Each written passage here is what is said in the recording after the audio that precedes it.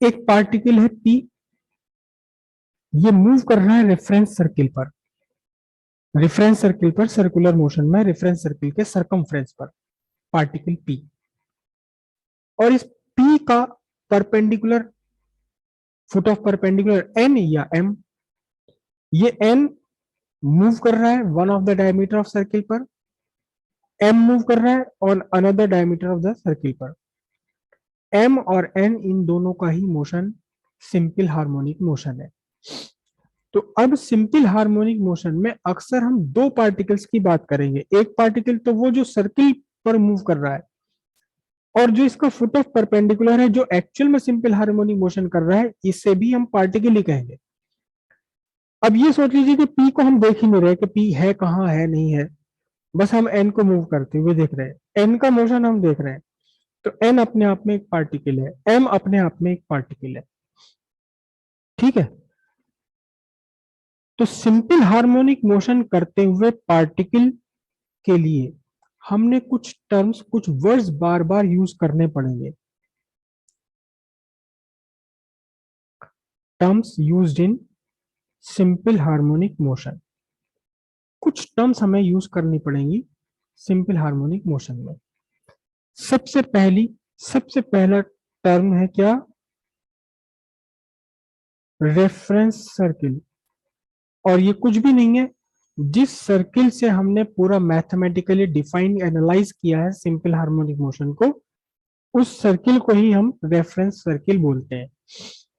बहुत सारी जगह पर नहीं, अक्सर जब हम और दूसरे सिंपल हार्मोनिक मोशन डिस्कस करेंगे तो सर्किल कहीं भी नहीं होगा, ये सर्किल कहीं होगा ही नहीं, ये सर्किल कहीं होगा ही नहीं। लेकिन फिर भी आपको ध्यान रखना है कि सिंपल हार्मोनिक मोशन इस रेफरेंस सर्किल से ही निकल कर आया है। रेफरेंस सर्किल से ही ये एन और एम आए हैं, इन्हीं के मोशन को सिंपल हार्मोनिक मोशन कहा गया। आगे चलकर आपको सर्किल दिखाई नहीं देगा, लेकिन आपको अंदर दिखाई देना चाहिए अपने। उसके बाद आता है सेकंड, ये वो रेफरेंस सर्किल, वो सर्किल है जिस सर्किल पर कांस्टेंट एंगुलर स्पीड से पार्टिकल पी मूव कर रहा है, कांस्टेंट एंगुलर स्पीड से। सेकंड टर्म जो हमें यूज करनी पड़ेगी, वो यूज करनी पड़ेगी हमें मीन पोजीशन। मीन पोजीशन ये वो पॉइंट है जिस पॉइंट के अबाउट आपका simple harmonic motion particle execute कर रहा है। जैसे मेरे पेन की टिप अब यहां चल रही है, ये किस पॉइंट के इधर उधर चल रही है? ये पॉइंट ओ के इधर उधर चल रही है। तो पॉइंट ओ को हम बोलेंगे मीन पोजीशन। जिस पॉइंट के अबाउट आपका सिंपल हार्मोनिक मोशन एग्जीक्यूट हो रहा है, उस जिस पॉइंट के इधर उधर सिंपल हार्मोनिक मोशन हो रहा है, बस ये पॉइंट ही कहलाएगा मीन पोजीशन। क्या है इसको हम क्या बोलेंगे? Mean position. अब रेफरेंस सर्किल पर आए, फिर से देखो ध्यान से, इस रेफरेंस सर्किल पर आप देखें तो यहां इस एन के लिए मीन पोजीशन है ओ। क्यों? क्योंकि ये एन ओ से चलकर वाई तक गया, ओ पर आया, वाई डैश पर गया, फिर ओ पर आया। ये जो भी चल रहा है ये ओ के अबाउट चल रहा है, ओ के इधर उधर चल रहा है। तो इस एन के लिए मीन पोजीशन कौन सी है? ओ। अगर आप एम देखें तो एम ने एक्स से स्टार्ट करा ओ तक, ओ को पार करके गया एक्स डैश तक, फिर ओ पर आया, फिर ये। तो ये एम भी मोशन कर रहा है, किसके इधर उधर मोशन कर रहा है? किस पॉइंट के इधर उधर मोशन कर रहा है? ओ के मोशन कर रहा है। तो एम के लिए भी और एन के लिए भी मीन पोजीशन कौन सी है? मीन पोजीशन ओ है। ये मत समझना कि एम की मीन पोजीशन ओ एक्स है। हालांकि टाइम जीरो पर एम ने एक्स से स्टार्ट किया अपना मोशन, लेकिन ये एक्सट्रीम पोजीशन है इसकी।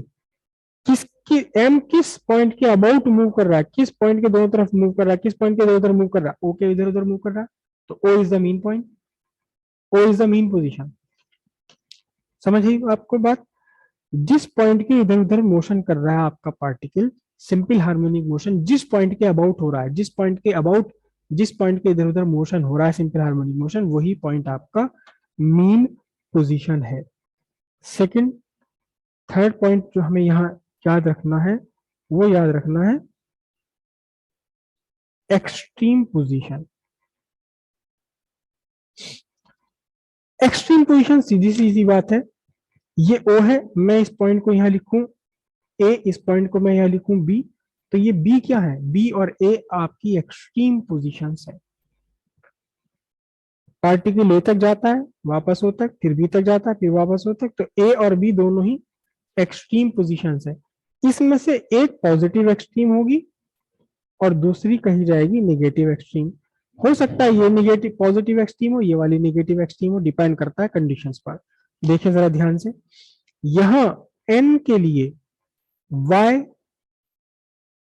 पॉजिटिव एक्सट्रीम है, क्योंकि यहां डिस्प्लेसमेंट जब n पहुंच जाएगा y पर तो डिस्प्लेसमेंट होगा आपका plus y along positive y axis. लेकिन जब ये n पहुंचेगा y डैश पर, तो अब डिस्प्लेसमेंट का मेजरमेंट आपको यहाँ नीचे की तरफ करना पड़ेगा। तो अब कितना होगा डिस्प्लेसमेंट, ये माइनस y होगा।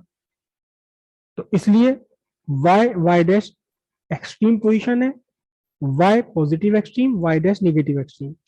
m के लिए x और x डैश वो एक्सट्रीम्स है, x आपका पॉजिटिव एक्सट्रीम है और y आपके लिए नेगेटिव एक्सट्रीम है। दोनों में से कोई एक पॉजिटिव एक्सट्रीम, दूसरा नेगेटिव एक्सट्रीम। समझ आ गई बात। ये फार्देस्ट पॉइंट है ओ मीन पोजीशन से, जो भी आपका फार्देस्ट पॉइंट है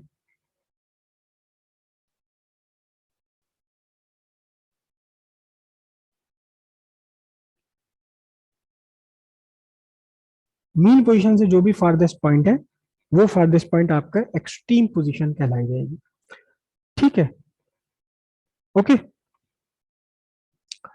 एम्पलीट्यूड, फोर्थ आपको याद रखनी टर्म एम्पलीट्यूड, जिसे कि हम ए से रिप्रेजेंट करते हैं। यहां हम ए से रिप्रेजेंट कर रहे हैं। Small A is not acceleration, small A is amplitude. Amplitude कितना है, ये मीन पोजीशन से किसी भी एक्सट्रीम पोजीशन तक जितना जा सकता है मैक्सिमम, ये होगा आपका एम्पलीट्यूड। किसी भी एक तरफ मीन पोजीशन से जितना ज्यादा से ज्यादा गया, ये y is equal to A. Mean position से दूसरी तरफ जितना मैक्सिमम गया, y इक्वल्स माइनस ए। एक तरफ माइनस ए होगा, दूसरी तरफ प्लस ए होगा, कोई बात नहीं, है तो एम्पलीट्यूड ही। ये मैक्सिमम डिस्टेंस हो गया, maximum displacement in either side. किसी भी एक साइड का जो मैक्सिमम डिस्प्लेसमेंट है वही कहलाएगा, क्या कहलाएगा, वही कहलाएगा यहाँ एम्पलीट्यूड। ठीक है, this is a maximum value of y। एक बात और ध्यान रखना, डिस्प्लेसमेंट हमने कहा y डिस्प्लेसमेंट है, a एम्पलीट्यूड है। लेकिन इस m के केस में डिस्प्लेसमेंट कितना था, m के केस में डिस्प्लेसमेंट था x, ये रहा। n के केस में डिस्प्लेसमेंट y है, m के केस में डिस्प्लेसमेंट x है। एक्चुअली x या y से कोई मतलब नहीं है, हमें तो इक्वेशन देखनी है। अगर यहाँ x या y की जगह कुछ और भी लिखा हुआ हो, f लिखा हुआ हो, तो सिंपल सी बात है, f is equal to A cos theta, तो f क्या है, डिस्प्लेसमेंट है, सीधी सीधी बात, कंफ्यूज नहीं होना इसके अंदर।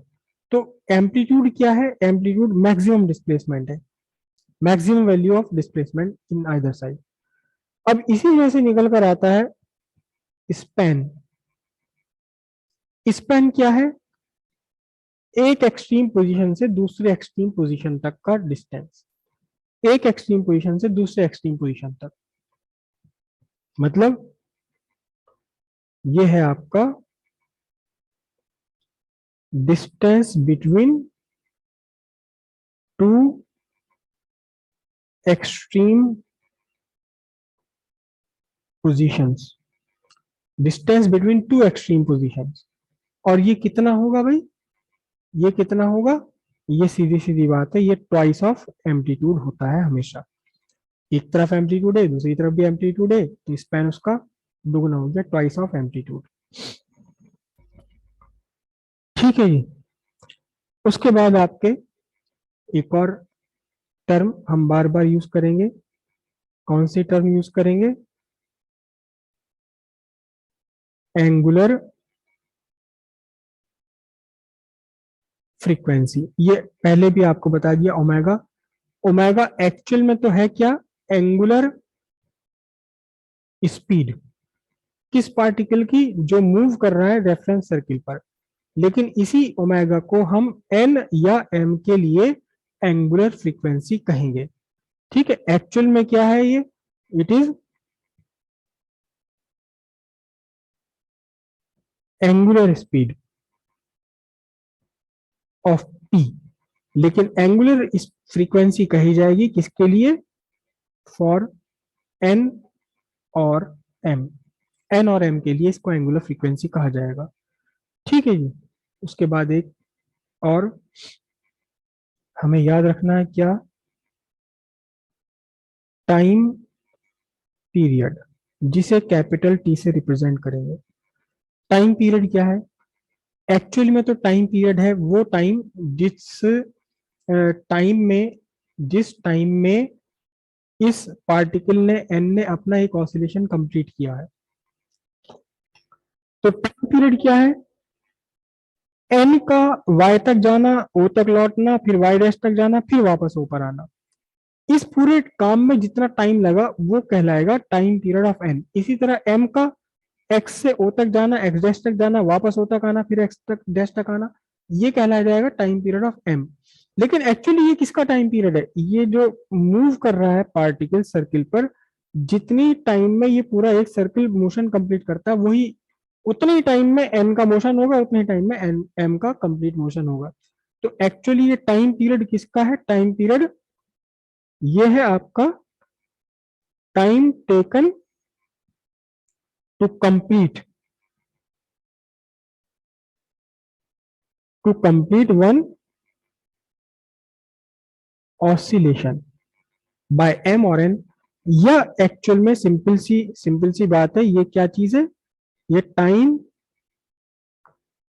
Taken by P to complete one circular motion. एक सर्कुलर मोशन पूरा करने में इस पी को जितना टाइम लगा वही कहलाया जाएगा आपका टाइम पीरियड। किसका टाइम पीरियड कहा जाएगा? एन का भी टाइम पीरियड है वो, और एम का भी टाइम पीरियड है, दोनों का ही टाइम पीरियड वो कहा जाएगा। ठीक है। अब इसके बाद छोटा सा बस एक एक छोटी सी बात और रहेगी। क्या? यही को कहीं को लिख देता हूं मैं। क्या रहेगी लास्ट टर्म? फ्रीक्वेंसी। फ्रीक्वेंसी है, इस फ्रीक्वेंसी को रिप्रेजेंट करने के लिए कई सारे सिंबल यूज करते हैं। फ्रीक्वेंसी को स्मॉल एफ से भी रिप्रेजेंट करते हैं, फ्रीक्वेंसी को एन से भी रिप्रेजेंट करते हैं, और फ्रीक्वेंसी का एक अपना सिंबल है न्यू। न्यू इसे बोलते हैं nu, N U, nu. Nu से भी रिप्रेजेंट करते हैं। सारी रिप्रेजेंटेशन है फ्रीक्वेंसी में। अब ये फ्रीक्वेंसी क्या है? फ्रीक्वेंसी क्या है? देखिए, टाइम पीरियड का रेसिप्रोकल है। एन ओ से चला, वाई तक पहुंचा, ओ पर आया, वाई डैश पर पहुंचा, फिर वापस ओ पर आया। इस पूरे काम को करने में एन ने जितना टाइम लिया दैट इज टाइम पीरियड। पता चला इस पूरे काम को करने में एन ने आधा सेकंड लिया, तो एक सेकंड में कितनी बार कर गया है? 2 बार। अगर इसने वन वन फोर्थ सेकंड अगर इसने लिया, तो कितनी बार पूरा काम कर लेगा एक सेकंड में? 4 टाइम्स कर लेगा। तो ये जितनी बार सिंपल हार्मोनिक मोशन एग्जीक्यूट कर लिया है पार्टिकल ने एक सेकंड के अंदर, वो इसकी फ्रीक्वेंसी। या यूं कहिए कि एक सेकंड में जितनी बार घूम गया पार्टिकल पी सर्किल पर, रेफरेंस सर्किल पर पी में जितने बार घूम गया एक सेकंड में, वही फ्रीक्वेंसी है। पी की फ्रीक्वेंसी भी है, वो एन की फ्रीक्वेंसी भी है, वो एम की फ्रीक्वेंसी भी है।